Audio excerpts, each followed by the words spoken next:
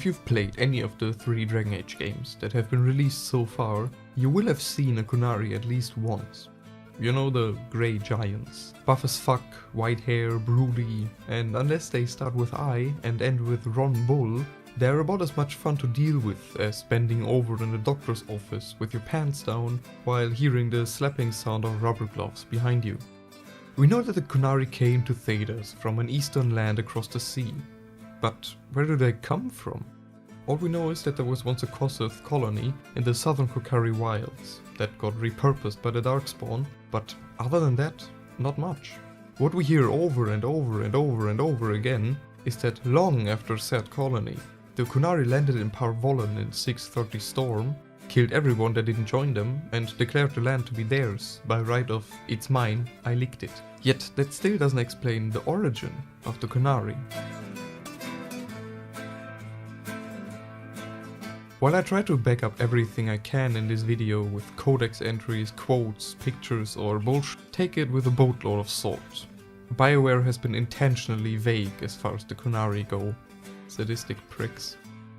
At the end of Trespasser, the Bald Encyclopedia tells us that fundamentally everything we know of Elvenan was bullshit. The Evenuris, who came to be remembered as gods, were completely mortal mages, just insanely powerful ones as displayed by our little Medusa here.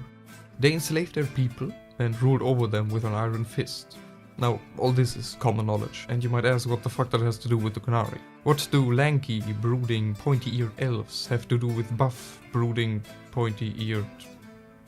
Are you starting to see a pattern here? That's right. It is my, and many other people's firm belief that the Qunari are descendants of the ancient elves. Sounds crazy, but bear with me, I'll try to explain it. So the Evenuris were power-hungry cunts, and enslaved their people.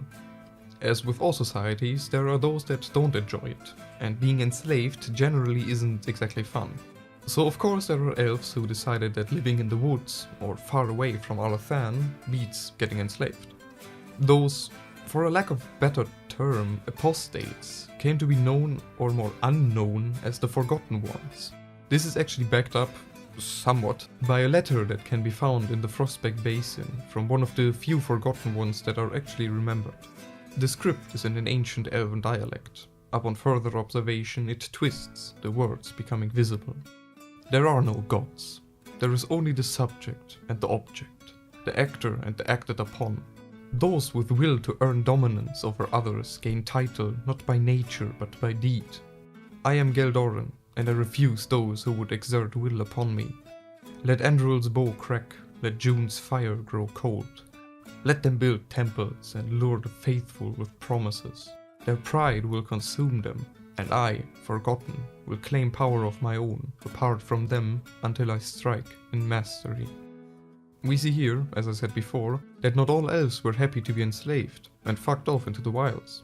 Geldoran will claim power until they strike in mastery. But what will they strike with? Simple, an army. Being one of the Forgotten Ones, we can assume that Geldoran was a smart person, and they would know that just bringing an army of former slaves would achieve fuck all. There must have been countless slave uprisings that all ended the same way. There's a reason that the Evenuris came to be remembered as gods after all. So in order to gain an army that would be capable of defeating beings known as gods, they would need soldiers, not mere free elves. The idea of the Kosoth was born. Physically enhanced elves, taller, stronger and far more fearsome than their normal brethren. But how do you achieve such a transformation? If you think of fearsome magical creatures that are embodiment of raw power, what comes to mind?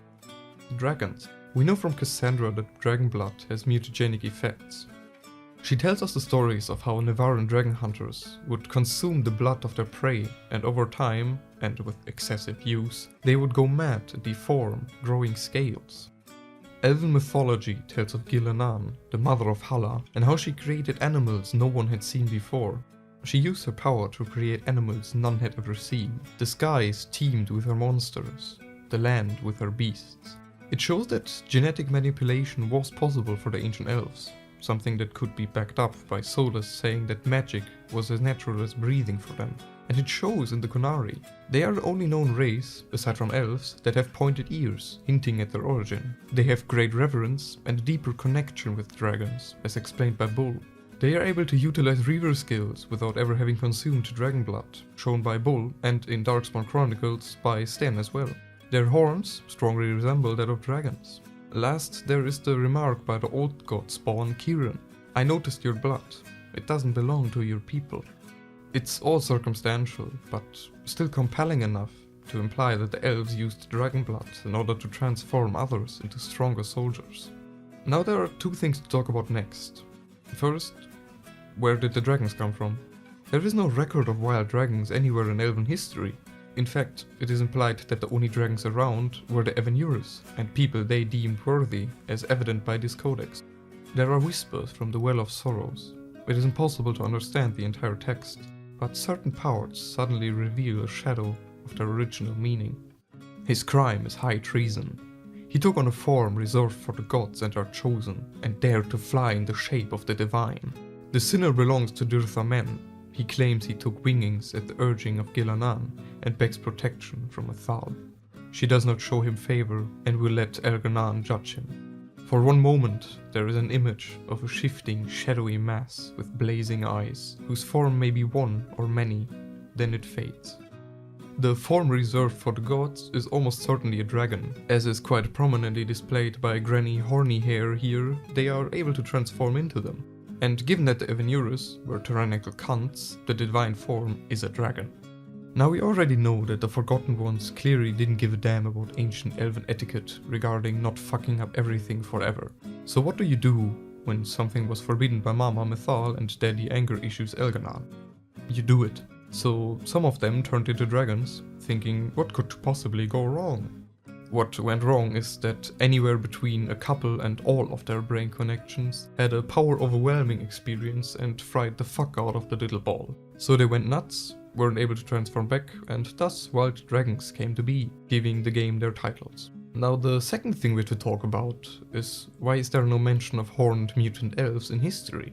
Just like there is no mention of the Kosseth anywhere in elven history, there's also no mention of any sort of war or conflict with the Forgotten Ones. We could argue that the reason being that they are Forgotten Ones after all, and you would have a point. Then again, there is plenty of mentioning of the Forgotten Ones, despite the title of their collective.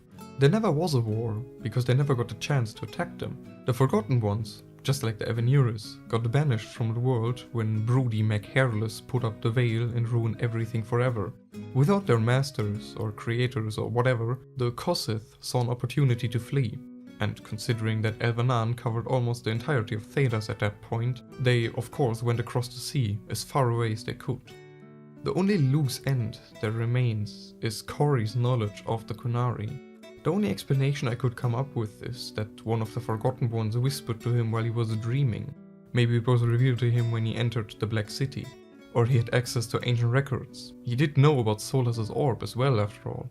Not sure if he knew it was elven, or thought it was a Tevinter artifact, but he knew how to find one.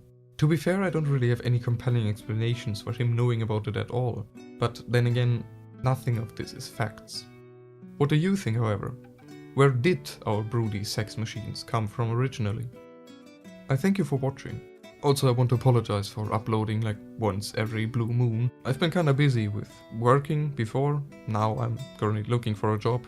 And it's also kinda hard to record when there's always something in the background, like an apocalypse happening, children crying, motorcycles, planes, someone throwing their kitchen on the street, something like that. I'll try to upload more regularly, but no promises.